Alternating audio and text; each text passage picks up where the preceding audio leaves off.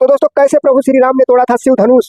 जी हाँ दोस्तों, उस शिव धनुष के बारे में बात करने वाले हैं जो सीता के स्वयंवर के लिए रखा गया था और दूर दूर से राजा महाराजा उस शिव धनुष को तोड़ने आए थे। राजा जनक के इस प्रस्ताव को स्वीकार करने के लिए बहुत सारे राजा महाराजा आए हुए थे और तब विश्वामित्र समेत प्रभु श्री राम भी उसी राजसभा में आते हैं और उनका स्वागत और सम्मान किया जाता है। यह सब देख सभी राजा चौंक जाते हैं कि क्या यही मुख्य अतिथि हैं। हालांकि गुरु विश्वामित्र इस बात को इग्नोर करते हुए तुरंत ही राजा जनक के पास पहुंचते हैं, तो राजा जनक तुरंत ही उनके चरण स्पर्श करके उन्हें विराजने का आदेश देते हैं और राजा जनक का यह जो स्वागत देखकर गुरु विश्वामित्र भी हैरान हो जाते हैं और वह तुरंत ही राजा जनक को आशीर्वाद देते हुए अपना स्थान ग्रहण करने के लिए आगे बढ़ देते हैं और उनके साथ प्रभु श्री राम और उनके छोटे भाई लक्ष्मण भी उनके साथ विराजने के लिए आगे बढ़ते हैं। और तब यह सब देख सभी राजा महाराजा में यह बात चलने लगती है कि क्या यही मुख्य अतिथि हैं जो कि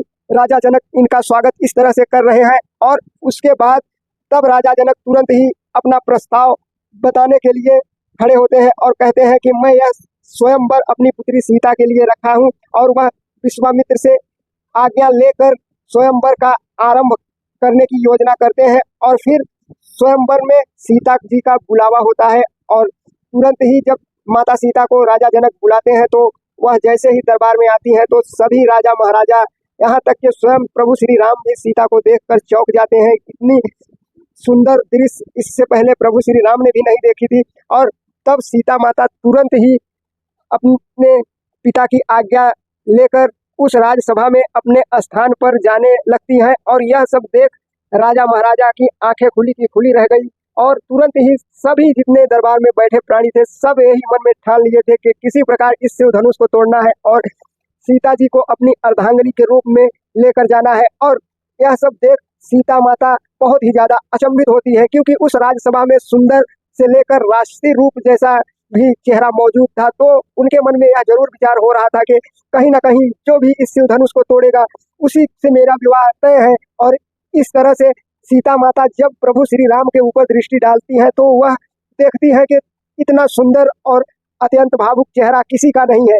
हालांकि यह सब होने के बाद स्वयंवर का आरंभ करने जब उनके मंत्रीगण आए और प्रस्ताव लगे बताने, तब यह सुन सभी राजा एक बार फिर से खिल उठते हैं और सभी राजाओं के चेहरे पर एक अलग ही मुस्कान दिखती है। हालांकि प्रभु श्री राम की निगाह सीता माता के ऊपर ही जाकर रुक जाती है और तब राजा जनक प्रणाम करके गुरु विश्वामित्र को स्वयंवर का आरंभ करते हैं। और आरंभ जब स्वयंवर होता है तो कोई भी राजा उस धनुष को उठाने में नाकाम होता है। हालांकि बारी बारी से जितने भी दरबार में राजा महाराजा बैठे थे सब ने अपना बलपूर्वक उस धनुष को उठाने की बेकार कोशिश करते रहे, मगर किसी से शिव धनुष उठाने की बात छोड़ो हिला तक नहीं।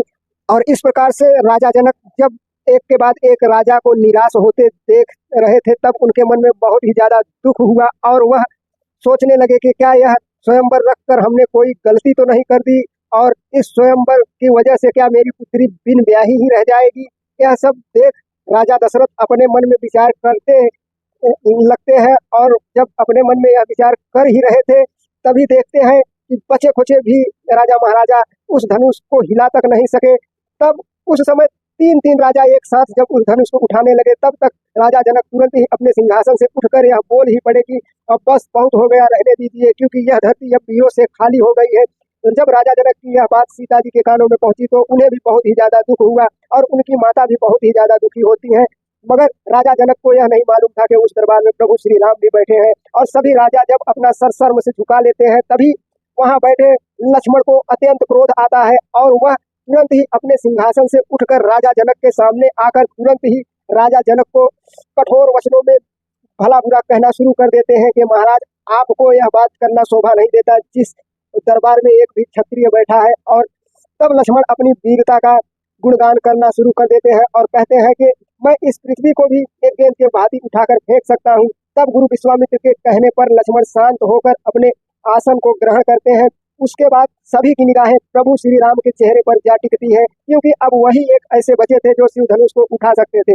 तब गुरु विश्वामित्र के कहने पर प्रभु श्री राम ने अपने सिंहासन से उठते हुए तुरंत ही महाराज को प्रणाम करते हैं और अपने गुरु विश्वामित्र का पैर स्पर्श करके उस शिव धनुष को उठाने के लिए आगे बढ़ते हैं। लेकिन उससे पहले ही जब माता सीता की ओर देखते हैं तो एक बार और वह मुस्कुराते हैं। उसके बाद जाते हैं शिव धनुष के पास, तो धनुष को प्रणाम करते ही सीता माता की ओर दृष्टि एक बार फिर जब डालते हैं, तब उनकी माता कहती है कि अब क्या और अपमान करना है, जो इस बालक को भेज दिए, जिसे कई दूर दूर से आए हुए राजा महाराजा जिस शिव धनुष को हिला भी नहीं सके, वह यह कोमल सा बालक क्या ही उठा पाएगा। हालांकि तब उनके बगल में बैठी एक नारी बोलती है कि वीरता की कोई सीमा नहीं होती। तभी माता सीता तुरंत ही अपने मन में गणेश भगवान समेत शंकर जी को भी मनाना स्टार्ट कर देती है। कहती है कि कुछ भी हो, मैं प्रभु श्री राम की ही दासी बनूं। अपने कुल देवी से भी यही विनती करती हैं। और इधर प्रभु श्री राम उस शिव धनुष को प्रणाम करते हैं और प्रणाम करने के बाद तुरंत ही एक हाथ लगाते हैं और एक हाथ में ही धनुष को उठाकर तुरंत ही अपने पैरों के पास रखकर खड़ा कर लेते हैं। यह सब दृश्य देख माता सीता समेत सभी दरबारी चौंक जाते हैं। इतने में प्रत्यंचा चढ़ाते समय शिव धनुष टूटते ही पूरी पृथ्वी, आकाश, पाताल तीनों लोक में हाहाकार मच जाता है। इधर और राजा जनक के दरबार में एक बार फिर से खुशी का माहौल देखने लायक था। सभी नर नारी एकदम खुशी में झूम रहे थे। इधर परशुराम तुरंत ही अपनी तपस्या को टूटता देख तुरंत ही अत्यंत क्रोधित होकर राजा जनक के दरबार की ओर आगमन करते हैं। और इधर राजा जनक और उनकी पत्नी सीता की माता भी अत्यंत प्रसन्न होती हैं, शंख बाजते हैं और स्वयंवर का आरंभ होता है। तब जब शिव धनुष टूट जाती है, तब माता सीता स्वयंवर का माला लेकर प्रभु श्री राम के तरफ आगे बढ़ने लगती हैं। इधर विश्वामित्र यह दृश्य देखकर बहुत ही ज्यादा प्रसन्न होते हैं और किस तरह सभी राजा महाराजा इस स्वयंवर को देखकर किस तरह से एक कोमल सा बालक उस धनुष से टुकड़े कर दिया, तब माता सीता तुरंत ही प्रभु श्री राम के गले में जयमाला डाल देती है और इस तरह से प्रभु श्री राम का विवाह संपन्न होता है।